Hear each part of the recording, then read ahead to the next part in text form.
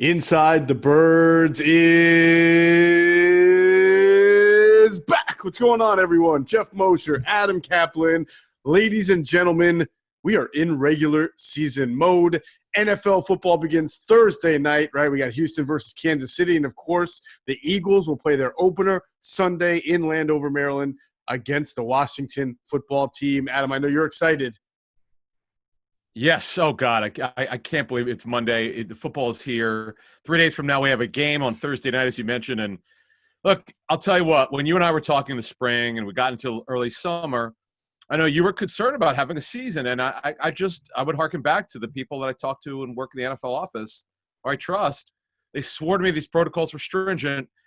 I was a little dubious. I was like, let's see. This is all brand new world for all of us. And particularly the people who work in the NFL and coaches and players. But I got to give them credit. The NFL and the NFLPA have done a phenomenal job. I'm pleasantly surprised at how low the numbers of the COVID infections have been, and just players and on being on the list, the numbers have been very low. That's a great thing.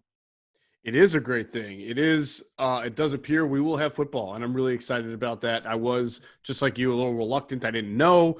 But now I feel a little bit more comfortable. We're almost like at the finish line from going on from training camp. We really are. And like you said, Thursday night season opener, then Sunday, we'll see if everything kind of goes according to Hoyle.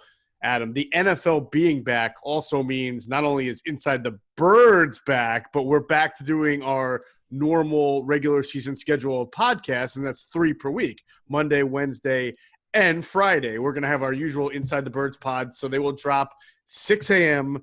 Monday, Wednesday, and Friday from now until the end of the season, until we get back to the offseason. I'm excited about that. I know you are. We're also going to have our instant reactions on our YouTube channel, the Inside the Birds YouTube channel, after Sunday's game, so that'll be there, so make sure you're following that as well. And we've got a big announcement. We've been teasing a big announcement. Well, now we can finally at least announce one of them, with maybe some others to follow. We've been talking about it for a while, and we've seen the questions in the Facebook group and on Twitter. So we're here to deliver. You guys wanted an ITB fantasy league, and we're doing it with DraftKings. We're going to host a season-long daily fantasy football league on DraftKings. So you'll be able to go head-to-head against me and Adam. And we'll be sharing the link soon on our social media this week. So make sure you're following us on Twitter. It's at Inside Birds. For Adam, it's at Caplan NFL. For me, it's at Geoff Mosher NFL. But also our Facebook page and our Instagram, so you can sign up. And not only that, this just keeps getting better, Adam. Not only are we going to do weekly prizes, but whoever wins the season-long league is going to get his or her own Inside the Birds Fantasy Championship bracelet, courtesy of Rosnov Jewelers. So that's pretty cool. Nice. I think that's awesome. That is awesome. Excited. Yeah, that is an awesome. Thank you so much, Rosnov and our friends there in Jenkintown, where I grew up. So that's awesome. I look forward to it. I'm a little bit deeper into fantasy this year than I have been in recent years. So I'm looking forward to this. And I have so many drafts, man. I actually have 3 more this week. Oh, my God. I'm out of my mind. But you know what? I got that fantasy fever, man. You know why? Because I was not up to about 3 weeks ago. I was like, you know what? I don't know. No training camp. I just feel like, though, my information, I feel like I'm sort of engrossed in gathering it. So I feel I have a better feel for players than I did maybe 3-4 weeks ago. So I'm into it. Let's do it, man. I look forward to it. All right. It's going to be a good one. Remember, go to Inside the Birds TV. Check out our roster cutdown show that we did on Saturday, right around 5 o'clock. We posted it. We really explained the roster trimming process and why certain guys made it and didn't make it. And, if you're just like Adam preparing for a fantasy draft, make sure you check out we did a 1-hour show with fantasypoints.com, John Hansen, and I thought it was amazing. So if you still got some fantasy football drafts left, and a lot of people do, make sure you go check out that on our YouTube channel, because it's pretty damn awesome. I got to say, a lot of good tips that I even used in my recent fantasy football draft. Nice. So since we last talked, Adam, obviously we did the 53-man roster for Inside the Birds YouTube channel, but now the practice squad is formed. There have been some corresponding moves since. Why don't we first take a look at the practice squad, right? We'll go through. It's a different kind of year. You mentioned because of COVID, where you can keep 16 players on your practice squad, and then the international exemption. And then the Eagles really kind of made a big headline. I think, we'll go through all of it, but obviously wisely using the rules of having those veterans that you're allowed, the 6 veterans, by signing Josh McCown to their practice squad. And it's a very interesting situation. Yeah, it's interesting. So a couple things here.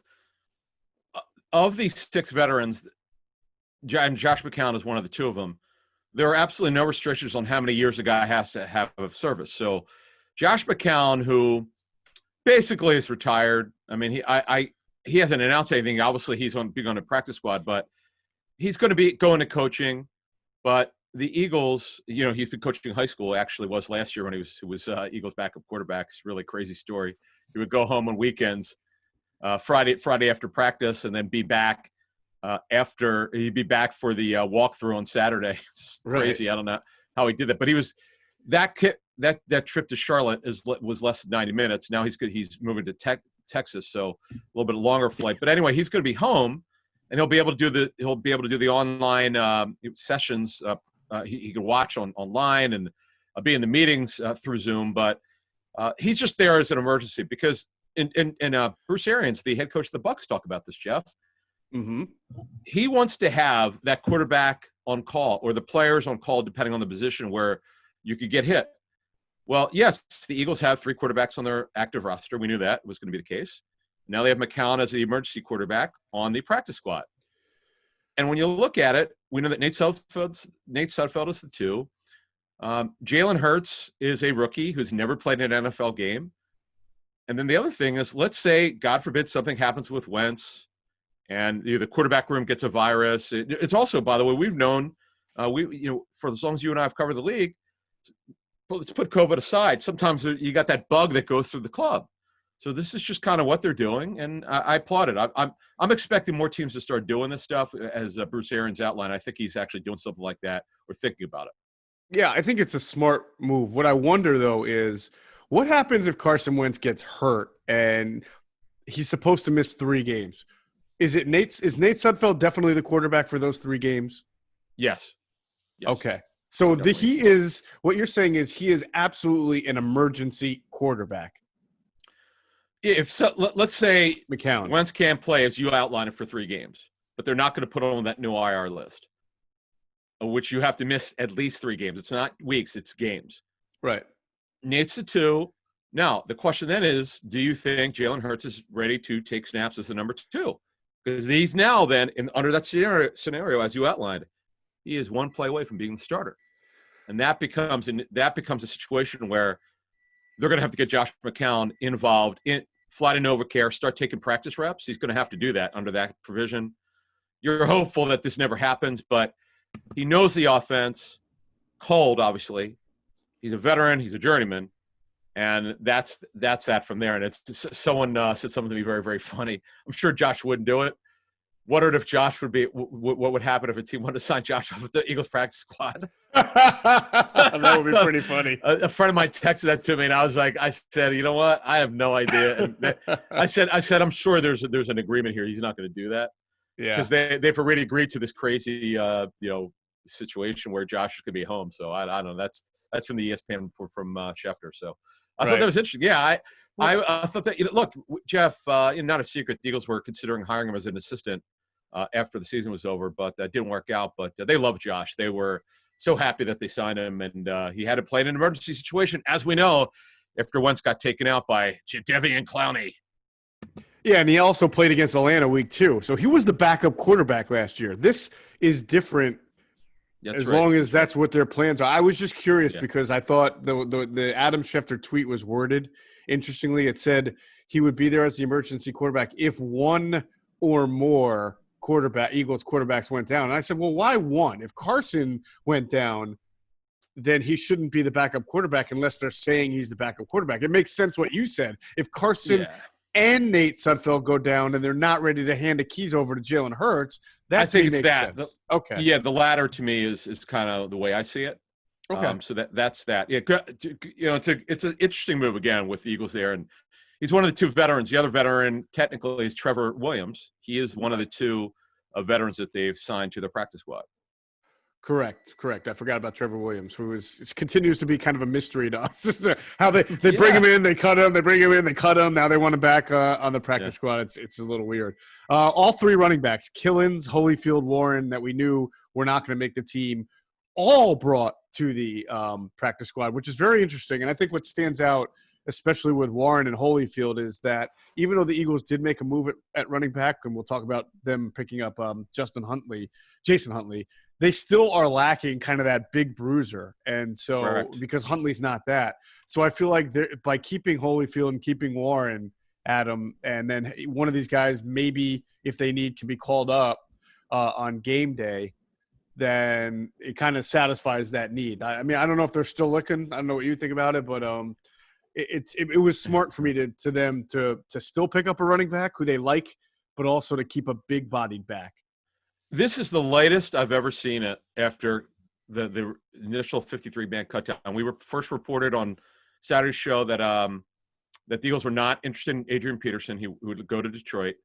DeAndre Washington, by the way, who was actually signed to the Chiefs practice squad, so you could take him off unless the Eagles want to sign him off there. It is so light. Josh Adams cleared waivers. He was on the Jets practice squad. Kalen Ballage's not healthy. He was cut with the injury settlement, so he's not going to be ready for a while. E.J. McGuire, you might remember him, Elijah McGuire from the Jets. He cleared waivers. He's out there. Kenyon Barner's out there. Not a big back. Lamar Miller's out there. I had a question about him on Twitter, so I don't answer questions on Twitter when it comes to the Eagles. I save it for a show. Right. He's out there. The problem is he's 30. He's coming back from ACL reconstruction. The Eagles, as we reported at the Combine, they really wanted to go away, Geoff, from injured players. Right. And they're in a position now, Geoff, they're in a position now with Miles Sanders. If he gets hurt or is not ready for week one, they don't have a power back. No, they don't. And that's why I think, they have the ability to take one of Holyfield or Warren and at least bring them up. And good point. I agree with you. Oh, Wendell Smallwood's out there. So just thought that's I'd mention interesting. Wendell Smallwood. Yeah. I hated Wendell Smallwood as this like lead back when they had him, and I always said that they'll move on. But I always actually liked the concept of Wendell Smallwood as a guy who can come in and maybe move the chains a little bit if you need a big back.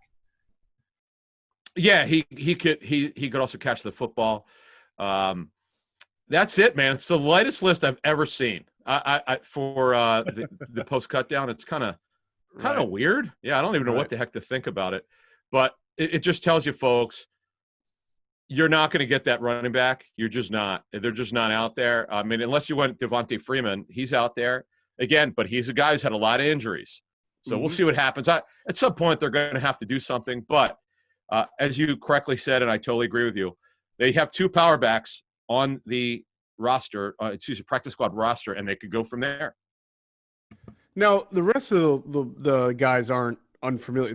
No surprise there. Travis Fulgham, you liked him. He had a lot of speed. We both thought he would be on the practice squad because of that. Deontay Burnett, Adam, is a guy that, again, if they're light at wide receiver going into this season opener, he's played for them. So that's a smart move. They waived him early, right, when all the teams were still kind of scrambling, and then we were able to pass him through waivers and bring him back. That was a pretty shrewd move. That was a good move. And by the way, Travis Fulgham was tremendous in the limited time. I'm told he was tremendous in the limited time that they had him. Right. He is long. He's a little bit inexperienced. He was a basketball player, and then he played. He was actually not. I think he was really not recruited, and then he went up going to Old Dominion. They found him at the last second. You mentioned Burnett, Caleb Wilson, who passed through waivers. Look, he's pretty athletic. Tega Wanago, we told you he wasn't going to make the team. He's a project. Jariga and Sua Peta, who's a guard only. That rounds out the offense. Was there any surprises to you that either made it or didn't make it? No, I think it was. You mean on offense or just? In general? Just on offense. Yeah. No, I thought this was kind of be the list. I didn't think Quez Watkins was going to make the team, but then he did. But Sua Opeta was weird because they cut him, and last year they had to promote him from the 53 because I think there was another interested team interested in the Dolphins. Yeah, this year they cut him, and he clears waivers, which means the Dolphins and nobody else. Yeah, great point. Yeah, bringing him in, and that's really interesting. You bring that up. That's I don't get it. That's actually a really smart point. I should have thought of that. I totally forgot it as you were saying it. I'm like, oh yeah, it was the Dolphins. Right. I don't understand that. I'm puzzled by that. If you liked him last year, why wouldn't you like him this year? Considering there's no preseason tape, you would think they would have the same feelings. But by the way, the Dolphins have really addressed their offensive line, though. I should say that this offseason. Yeah, and that's sometimes, what you need one year is not what you need the next year. Let's go to defense. Raequan Williams, defensive tackle. We knew they were strong there. It was good that they were able to bring him back. They really like him. Shocked. Joe Osman did not. I mean, for as much publicity as Joe Osman got, right, last year and this year, you would have thought that somebody might have claimed him, especially this year, Adam, right? Because we know that that teams are kind of say they've been monitoring Twitter and seeing reports because they can't really go to practices and everything. Yeah, I would have thought Osman was going to get claimed by someone. Actually, I was not, because he was an Eagles phenomenon, and his everything he's done in the NFL is just in practice. He just was someone the Eagles knew. He was just a guy that nobody wanted. See, this is the thing about Joe Osman. 2 years ago in 2018, when the Eagles signed him, like, they were one of the few teams that liked the guy. He didn't look the part. He was listed as 6'2", but he's built like a fire hydrant, very short legs, not long arms, but kind of a try-hard guy, a hustler to the ball. But he's a guy, beauty's in the eye of the beholder. You would have to love the guy to claim him. No, I was not surprised at all. I was surprised Raequan Williams was not claimed. That Same one here. surprised me. Yeah, that was true. a surprise. Yeah. They had paid him a lot of money. They thought highly of him. He only didn't make it because of numbers. I mean, he's a guy that they thought very highly of. We were right, great. Though. We said 4, and I just thought that they were so deep, and plus they could move Vinny Curry inside. But Raequan Williams was one where I was like, okay, if you listen to the guys you thought could be claimed, he would be one of them, because you don't even have to worry about his not having preseason tape. This is a guy, the Eagles were involved, like the Eagles and at least 3 other teams were trying to sign him. Right after the draft, the Eagles won that one, and I think they gave him $100,000 if I'm not mistaken.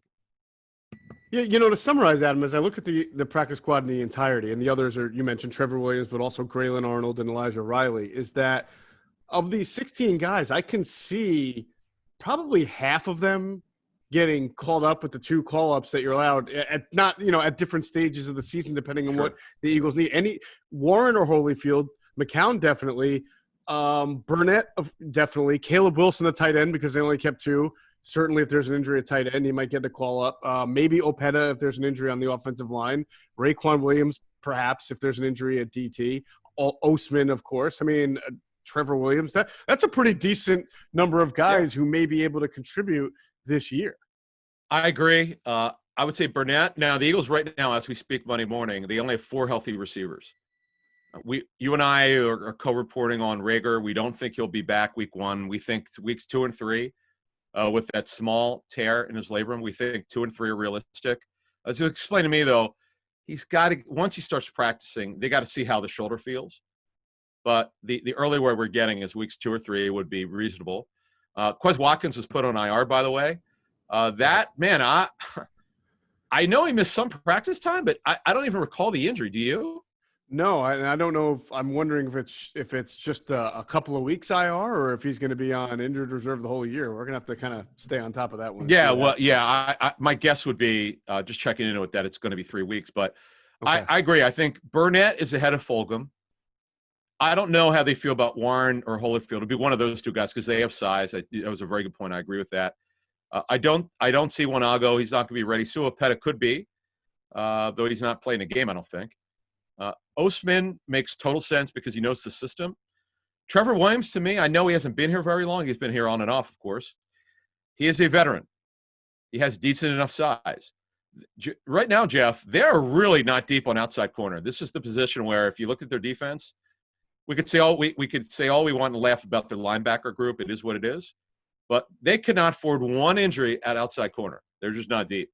No, you're absolutely right. That's something we said going into camp. It's still the same. And I do want to get into the other corner situation with Cre'von LeBlanc. Before we do that, Adam, I got to remind everyone that we've got a new partner, and we're going to do some really cool stuff with them throughout the season. And we're teaming up, or we've teamed up, I should say, with Philly's own Stateside Vodka. It's the fastest growing craft spirit in Pennsylvania and the first vodka on the market to actively hydrate the consumer with an electrolyte composition. So what's better than this? Stateside is headquartered in Kensington. It's 7 times distilled, certified gluten-free, top-of-the-line premium vodka. Look, you guys know we love supporting Philly and locally owned businesses, which is why we're excited to be partners with Stateside Vodka. So next time you're thinking to yourself, I want to get some Tito's.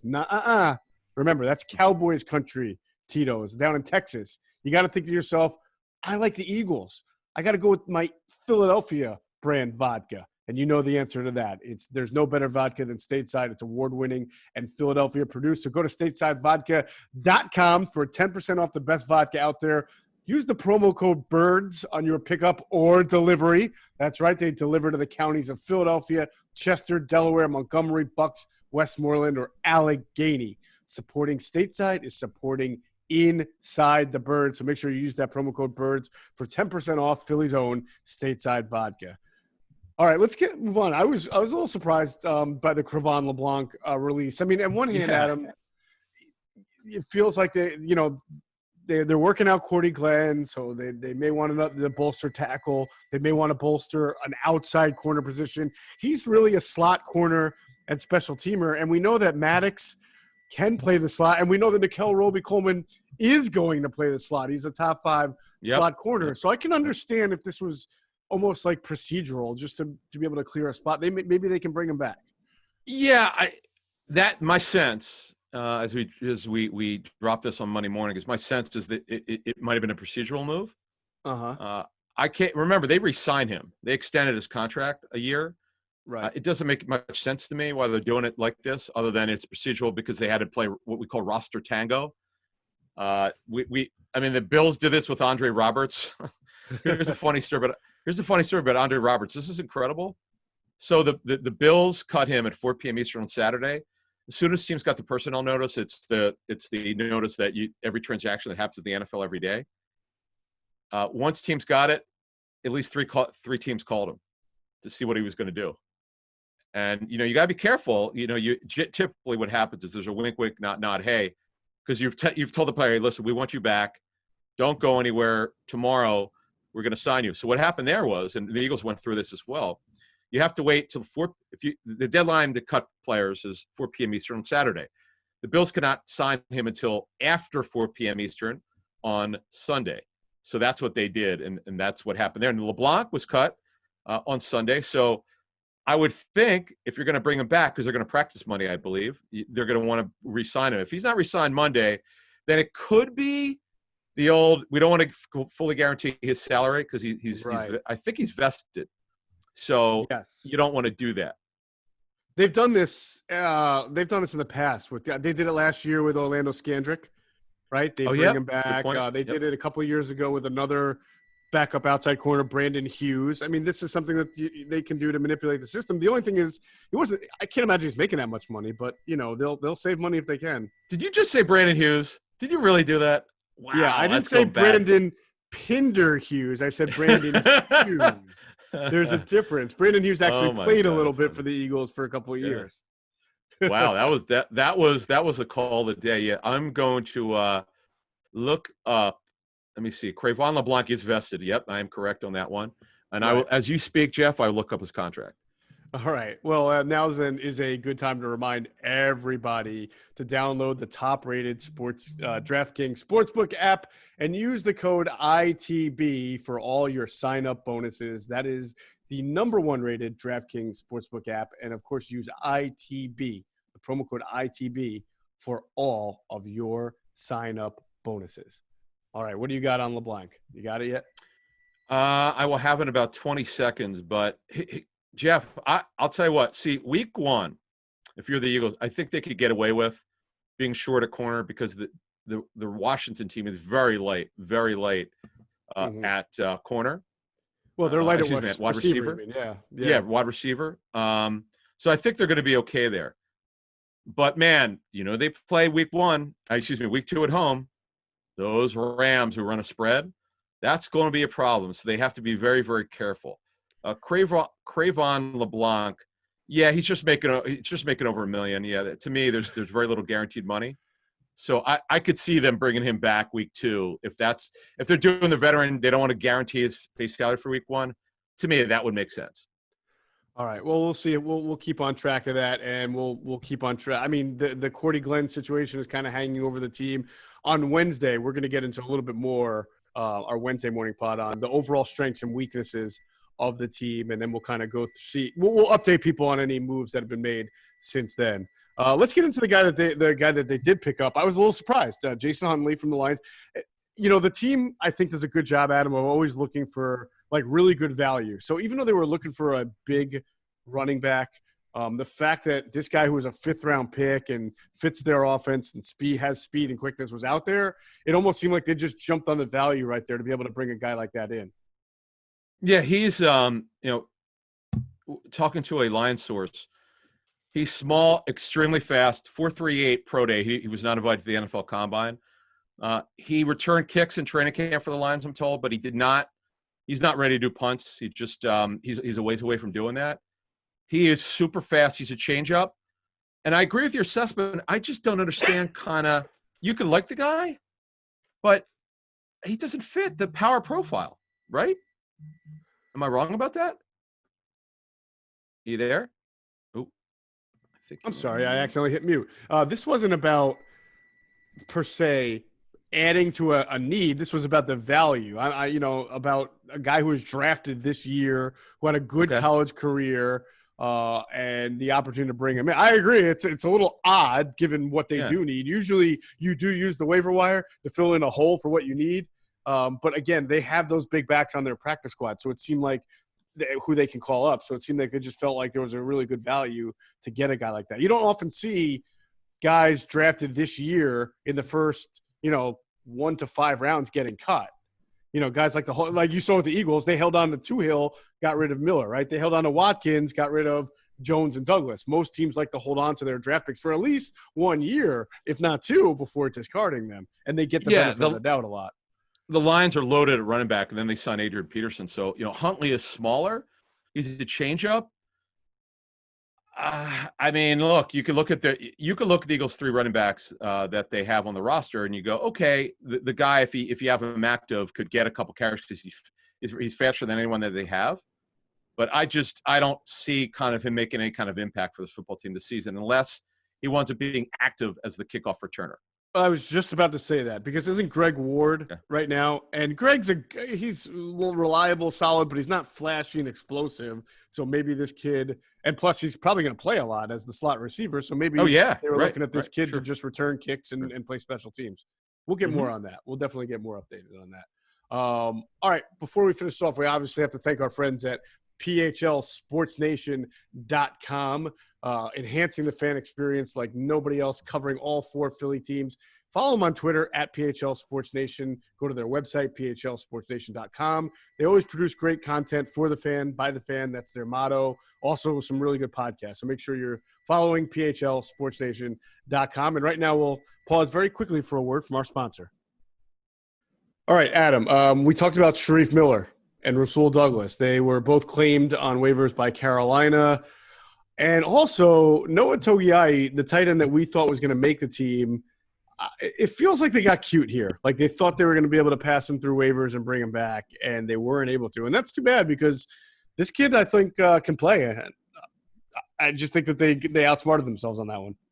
Yeah, I'm told that the Eagles' their plan was if he cleared waivers, they were going to sign him to their 53-man roster. But he got claimed. And I don't know how in the world the Colts knew about him. I got to tell you, when I was getting scouting reports from other teams on Togiai, I mean, it was kind of like developmental guy, practice squad, maybe. No, I mean, he obviously outperformed that in training camp. Geoff, you and I had outlined on our shows earlier that this kid was one of the surprises of training camp. Really was one of their big surprises on the training camp roster, and he did it. And now, as you were outlined earlier, Geoff, they only have 2 tight ends on their active roster, and they've done this before. You remember Josh Perkins got hurt, so he's not playing. So they Richard Rodgers is out there. They can go get him, Mr. Reliable or somewhat reliable. But they did it with Alex Ellis last year, if I'm not mistaken. Oh yeah, him too. Yeah. Richard Rodgers, Alex Ellis. There's someone you could do it with, but that does put them in a little bit of a pickle because you want to remember now with all of the Eagles. We're going to get to this when we preview the Washington-Philly game later this week. But man, with that front that Washington has, Geoff, And the Eagles' injuries, Lane Johnson coming off of an ankle injury. We'll see if Matt Pryor's still at left tackle. If Pryor's at left tackle, Geoff, they're going to have to help him. Simple as that. Still, as we sit here today, and we'll get into it more Wednesday and then Friday, I have a hard time believing Matt Pryor is starting a left tackle, Adam. I don't know what you think, but I have a hard time. I know. It. Same as you, man. You and I agree on like 75% of the stuff. And I got to tell you, this one is the most puzzling one. I know the Eagles love Jeff Stoutland. They trust him. It's his decision. It's just a little bit shocking to me that they're doing this. Yeah, and all I can to add to what you said about Togiai is that I was told there was a lot of internal discussion, debate, whatever you want to call it, about him. There were a lot of fans of Togiai in the building, you know, and like you said, he would have been on the 53. Obviously, how could there not be? The guy was the story of training camp. I know. Out of nowhere. This is the Eagles historically under Howie Roseman have done very well with undrafted free agents, but this year, I think because of the pandemic, these guys didn't make the team. Now, some of them are on the practice squad, obviously. A bunch of them aren't, but it is what it is. It's been a very odd year. In fact, under 20 players around the NFL were claimed. And that tells you they just not having that preseason tape really hurt some players. Yeah, no doubt about it. Let's talk about the two guys who went on IR. Well, Quez Watkins we talked about, and also Will Parks. I think we expected that to happen because you have the flexibility to do that now. It's interesting because Will Parks was going to play an interesting part of this defense, a lot of snaps. And, it sounds like Marcus Epps is going to have to be the third safety. And I wonder how much I wonder how much they'll rely on that big nickel, big dime. Maybe they'll be more of a natural nickel team and only have two safeties, right? That's a good question. And a slot corner and two linebackers. It's a good question. You had said, first, like a month ago, 3 weeks ago, you were saying that you were hearing that he's been like the sleeper of training camp, Marcus Epps. And he is the guy that, remember, they claimed him off waivers last year from the Vikings. Jim Schwartz is about smarts, and this kid has picked their defense up. He had a really good camp. If you listed the biggest surprises of training camp, he's in my top 5. He had a terrific camp, and he's not only the third safety, and you make a really good point. My sense is that they trust him so much. I'm not saying they're doing as much as they're going to do with Will Parks. I'm not saying that. But I don't think you have to completely downgrade everything just because Parks isn't there. I get Parks had a great camp before he got hurt. I'm totally aware of it. Kayvon Wallace is not ready. Rudy Ford's only a special teams player. You could count him as a safety like Chris Maragos used to be, but he's really not a safety. He's just an unbelievable special teams demon in terms of speed. But that is an issue. There's no question not having Will Parks. Let's not underestimate that. But he's also been a good story, Marcus Epps, and that's a good job of scouting by the pro department. Yeah, it'll be interesting. I know everybody's lasting impression of Marcus Epps is the DK Metcalf play. I believe that came against Marcus Epps in the playoffs that ultimately led to the Eagles losing. But he'll have a chance to atone himself. We'll see. And we'll get into more of the matchups as we go along. Again, back to 3 pods a week, Monday, Wednesday, Friday, and we'll have some other exciting announcements to make as we go along. All right, that's going to do it for Inside the Birds, the leading podcast in the Eagles Intel. I want to thank our producer, Hunter Brody. Check him out on YouTube, Sports Talk with Broads. Make sure you're checking out his podcast. It's called Processed with former Villanova basketball star Darrell Reynolds. And check out his work on Twitter at Broads81. And as always, we thank you for flying with us inside the Birds.